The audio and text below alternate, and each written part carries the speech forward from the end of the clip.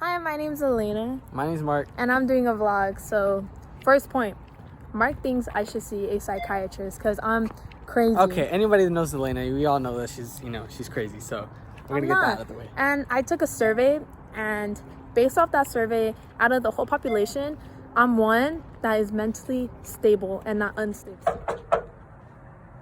Oh, here's the ring.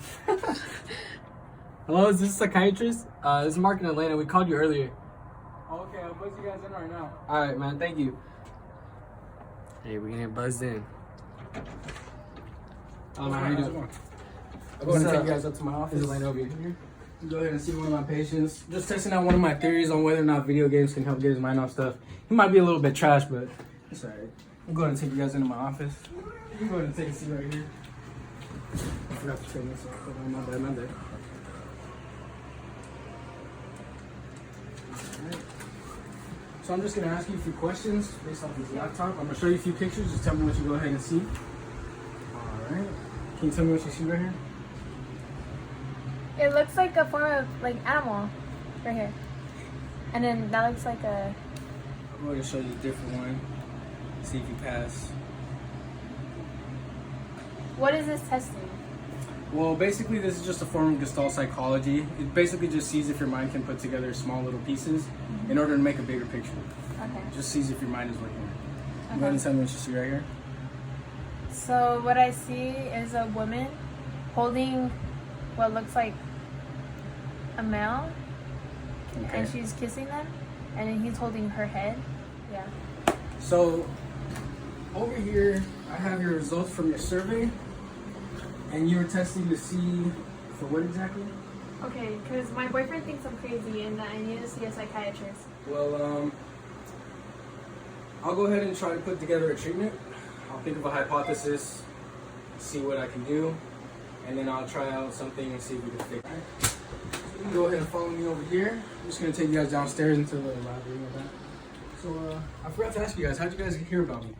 So based off some basic research, we just looked around about some psychiatrists and everything, and then we found you. Alright, for sure. Put you on this. Normally I take a random sample of my patients and I throw them on here. But for you, I really want to see how your brain is working. So I'm going to just throw you in a match of this. And go ahead and put this on. What are we measuring here? Well, we're basically trying to see her brain waves and how her brain is functioning. Nothing too crazy. It's called objective introspection. It's basically a process of examining and measuring one's thoughts and mental activities. So if I can go ahead and have you put the camera right here. All right. So what are we measuring here? So basically this just shows the neurons firing throughout her brain while she's playing this game. Mm-hmm. We're gonna see how she reacts and if her brain is functioning correctly. Okay. See that we put the occipital lobe because she's visually watching, and stuff like that. Now, is there any questions so far as to what I'm doing? What are the points indicating, and what are you showing me, proving to me? Okay, so the independent variable was me putting you on that game. Of course, you went 20 and 9. That's pretty bad. So the dependent variable is going to be these dots. And this basically shows a scatter plot of all the activities that your brain was going through. Basically, which parts of your brain were active during that moment. And as you can see, the mean average was red. And it's going to be, as you can see in the lateral view, all up on top. So, judging off this and the results, you might be a little bit crazy. Really?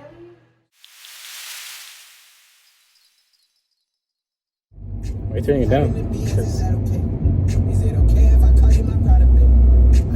Oh my god! Oh no! Oh my god, Gabe, are you okay? We have to take you to a hospital. Help, please! Hey, lay him down. So what happened? Actually, I'll ask you later. He got in a car accident. Okay. This is the corpus callosum. The pipe went through his frontal lobe, which is going to affect his temporal lobe. And this is his amygdala. The fears he has right now could be changed. The only thing that wasn't hit was the parietal lobe and his thalamus. Piece of his occipital lobe, this will affect his vision and how he sees. His absolute threshold and just a noticeable difference is damaged, which allows him to view the light, for example, and know it is a candle, and know whether or not I moved it slightly. His blind spot will be more wide in his right eye. The pipe has also damaged his right hemisphere, which affected his depth perception in his left eye as well as the convergence. His molecular cues are also damaged. This affects the overlap as well. Is he still gonna be the same person? Is he still gonna be good at video games? No, unfortunately, it tore into his hippocampus, which will affect his gameplay because there is a possibility that he forgot how to play video games. I could try figure ground perception where I show him a photo and I ask him what he sees so I can record the information. Another test we can try is to test his continuity. Are you sure there's not any more tests you can run to make sure he gets better? Another one could test his linear perspective. I could show him an image of streets and see if he could see the lines evenly. We could do a PET scan after to test the activity going on in what wasn't damaged, or an EEG to see his brain waves and how they are functioning, or we can do a lesion. I'm unsure, but when the moment comes, I'll let you know. Alright guys, quick update. I'm coming back to the hospital to check up on Gabe. The doctor told me to come back 5 hours later, so here I am. Sorry, I did the best I could. Unfortunately, he's unresponsive. No, Gabe!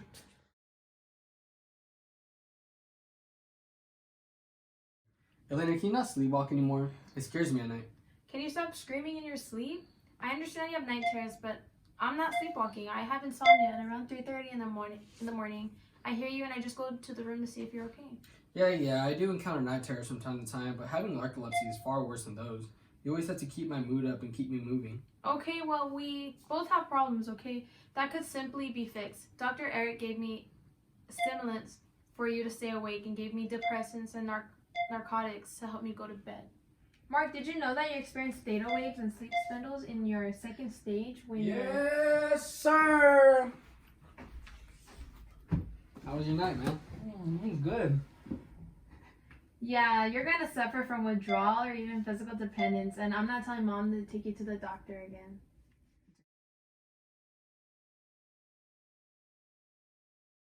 You need to teach Vinny how to sit. I don't know how. We can use Ivan Pavlov's theory of classical conditioning. We can use the duck as the unconditioned stimulus, and the unconditioned response would be Vinny jumping.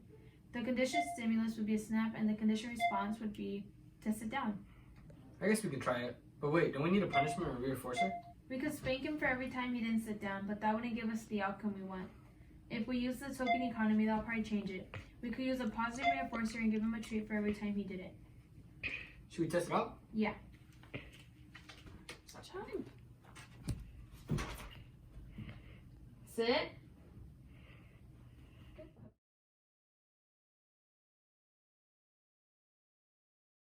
Do you remember 9/11 and all those tragic memories? Yeah, those are flashbulb memories. Do you remember our first date? Yeah. Me too. I lost it for a second, so I saw a picture and that was my retrieval cue to remember how the day went. We remember things because of the level of processing model. We encode the information with either echoic memory or iconic memory, which then goes to the storage, which has short-term memory or long-term memory and retrieval. That's so cool. Like our date when we went and made dinner, it was an episodic memory, one that I will never forget.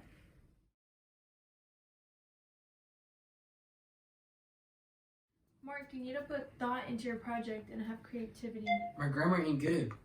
Offer Bennett create a test for intelligence and we could test you on your grammar. Of course there's norms you have to follow, such as filling out a math and language section in an adequate amount of time. That sounds hard. Are you sure it's gonna work? Of course, there are plenty of strategies you can use as problem solving, and I'm pretty sure you have mental sets that can help you through some problems, or use heuristics on some problems where you have no idea of what you're doing. And on others, you can do algorithms and use a calculator to help you. Isn't it all in my head like, Cognition? Yeah. I hope you pass your test. Thank you. No problem.